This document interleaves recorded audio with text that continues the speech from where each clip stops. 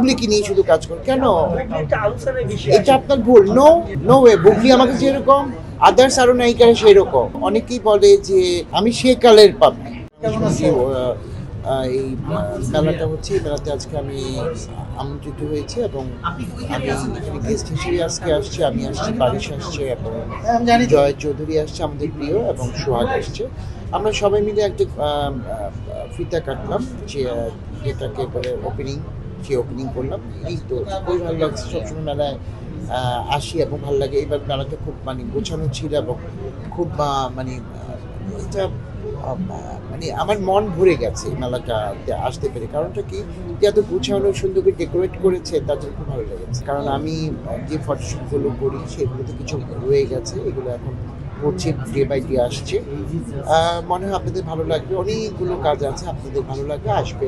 আর করি তো যাচ্ছি আমি দেখতে তো উপহার নিয়ে আজকে আমরা একটা ছোট একটা আয়োজন করেছি, সেটা করবো আজকে আমি এবং আমরা অনেকেই যাবো। কিছু যারা আমরা ক্লোজলি, আমি একটা ছোট একটা গিফট কিনেছি, দেখবেন তো ভিডিও তো আমি দিবই। ভিডিও আমি সবার সাথে কাজ করি, আমি সবাইকে নিয়েই কাজ করি, যেহেতু আমি কোরিওগ্রাফার হিসেবে দায়িত্ব সবাইকে নিয়ে কাজ করি। একজনকে নিয়ে কাজ করাটা দায়িত্ব না। আপনারা বলেন যে শুধু এই যে এইমাত্র বললেন যে বুবলিকে নিয়ে শুধু কাজ করে কেন? এটা আপনার ভুল। No no way. বুবলি আমাকে যেরকম আদার্স আরো নায়িকারা সেরকম। আপনারা এই জিনিসগুলো ভিউর জন্য এগুলো করবেন না। আপনারা একমাত্র ভিউর জন্য আপনারা একটা বলেন, আরেকটা হয়ে যায়, তখন আমাদের প্রবলেম ফেস করতে হয়।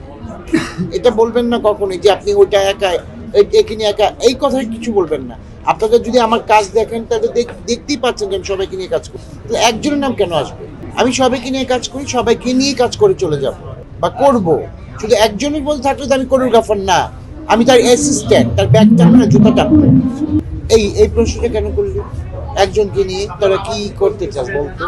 আমাকে তোদেরকে বলি একটা, করস আরেকটা, এটা কি হয়? না, আমার একজনকে নিয়ে কেন বলবে? না, আমি শুধু করে বলবো না, এর জন্য আমি বলে দিছি না, বুঝুক যে আমি একজনকে নিয়ে বলবো। আমি সবাইকে নিয়ে কাজ করি, সবাই ইচ্ছা থাকতে হয়। আমি যে কোনো একটা কাজ করবো, সেই ইচ্ছা আমার থাকতে হবে বা আমার লেগে থাকতে হবে। এখনকার যুগটা হচ্ছে লেগে থাকতে হবে। হ্যাঁ, সবাইকে বলতে গেলে আমি অনেকেই নিয়ে আসছি মিডিয়াতে, বা আমি অনেকে তৈরি করেছি, খুব একটু করে করেছি। আমি নিজেও কিন্তু এরকম ছিলাম। আমার সেই অভিজ্ঞতা থেকে কিন্তু আমি মানুষকে খুব হেল্প করি।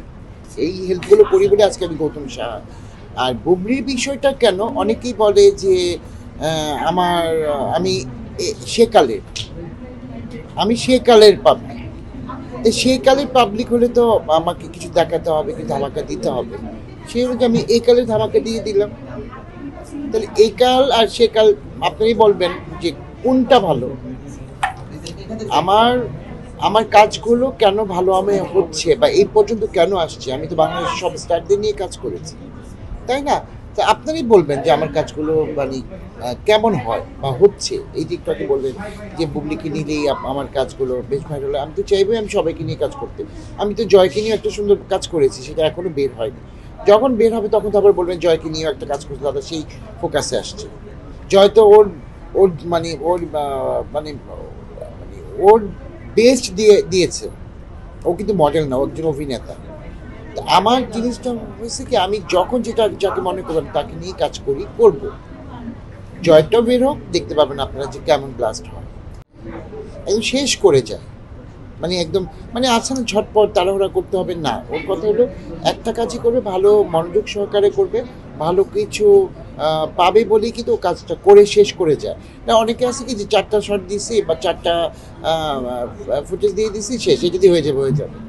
এটাই হয়, কিন্তু না, বুবলি একদম শেষ করে জিজ্ঞেস করবে দাদা আরো কি আছে, আপনি কি আর কিছু ফুটেজ লাগবে? এই জিনিসটার জন্য ওকে ভালো লাগে।